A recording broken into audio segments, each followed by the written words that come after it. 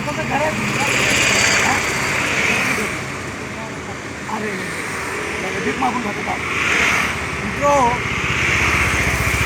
जय भीम मित्रो. आता आम्ही बीटी कवडे रोड ह्या जागेवरती आहोत. हे बाबा तिकडून चालत येत असताना दिसले आम्हाला, म्हणून आम्ही म्हणलो थोडं थांबावं आणि चौकशी करावं. तर बाबांना बोलत गेला असताना बाबा मला म्हणले की माझं स्वतःचं घर नाही आहे, मी स्वतः भीक मागून खातो. त्याप्रमाणे थोडी धैर्य कसं वाटतं या गोष्टीचं? बाबा आम्ही तुम्हाला बिस्किट देणार आहोत.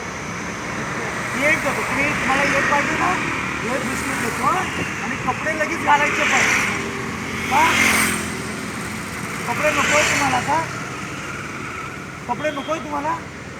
बरं तुम्ही माझ्या घरी राहायला येताल का? तुम्हाला घर नाही आहे म्हणल्यास आपण त्यांना घरी येण्याची नाव का तुमचं?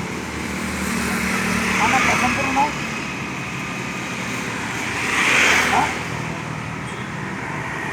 बाबांना आपण बोललो घरी येता का राहण्यासाठी, तर बाबा नको म्हणतायत.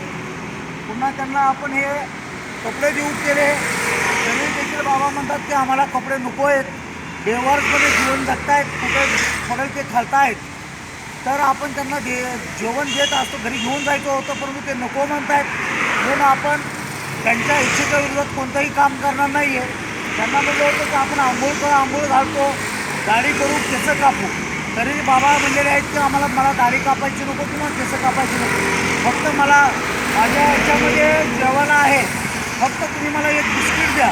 तेव्हा मी मनोजजी पिल्ले यांचे आणि यांचे आभार मानतो की त्यांनी मला बिस्किटाचा पुडा दिलेला आहे की दादा माझ्या आईच्या माझ्या आईच्या दिनानिमित्ताने आम्ही तुम्हाला बिस्किटाचे पुढे देतो.